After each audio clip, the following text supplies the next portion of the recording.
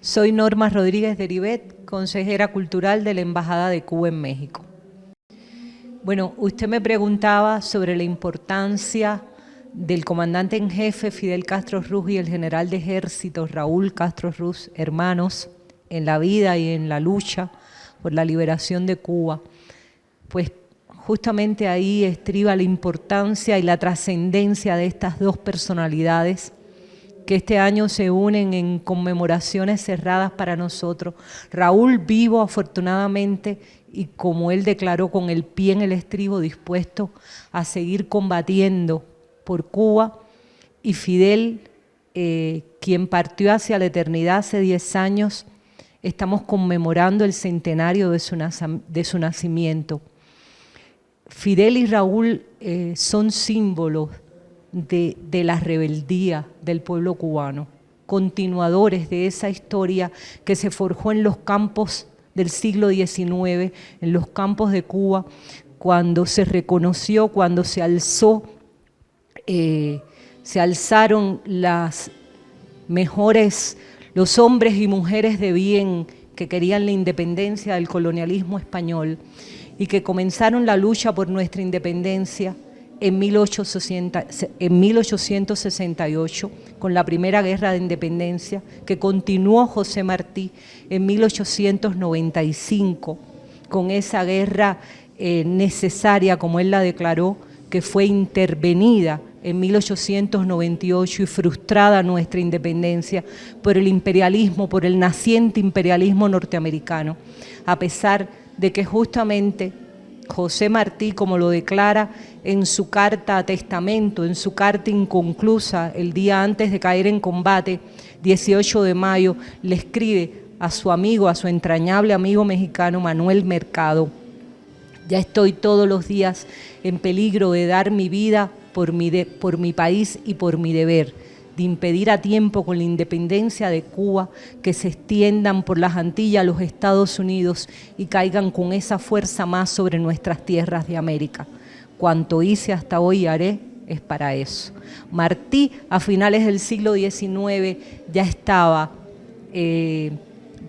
previendo el peligro que significaba la ambición expansionista del naciente imperio norteamericano. Y Lenin declara un tiempo después que esa es la primera guerra imperialista de la historia, la intervención del imperialismo norteamericano en la independencia de Cuba. Entonces, en 1852, cuando el dictador Fulgencio Batista da un golpe de Estado a Cuba, un año después, 1953, se cumplía el centenario del natalicio de José Martí.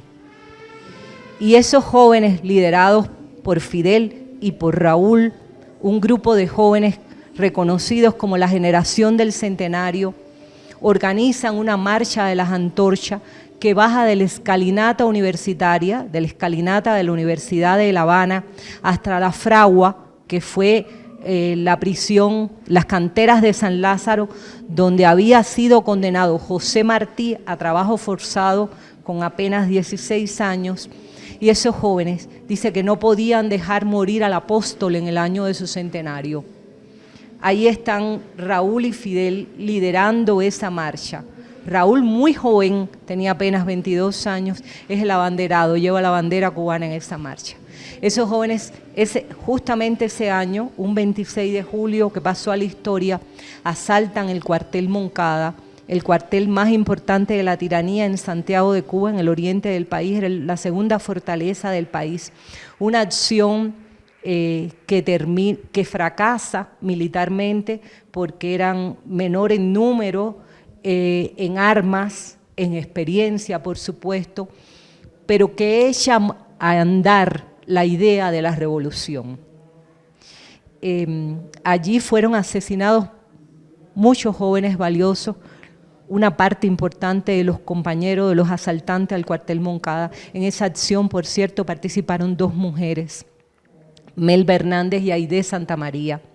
Aide Santamaría, a ambas los militares de la dictadura las apresan y a ella le enseñan los ojos de Abel, que era su hermano, Abel Santamaría, el segundo hombre después, el segundo jefe del movimiento. El jefe del movimiento era Fidel Castro y Abel Santamaría era el segundo jefe de ese movimiento. Le enseñan los ojos de su hermano y otros restos de su novio, Boris Luis Santa Coloma, que era integraba la fuerza de los asaltantes del Moncada. Bueno, está la historia. Fueron a prisión por la presión popular. Se ve obligado el tirano a liberarlos, vienen al exilio a México porque sus vidas corrían peligro y aquí en México preparan esa expedición armada que salió del puerto de Tuxpan un 25 de noviembre de 1956. Y como dijo Fidel ese día, si el cuate no me falla, un poco antes, si el cuate no me falla, salimos, si salimos llegamos, si llegamos entramos y si entramos triunfamos. Eso es parte de nuestra historia común, de esa historia entre Cuba y México que viene desde el siglo XIX, desde esa comunión entre los hombres que lucharon por la independencia de México, muchos cubanos y mexicanos que lucharon también en los campos de Cuba por la independencia de Cuba. Hermanos mexicanos dieron su vida por nuestra independencia.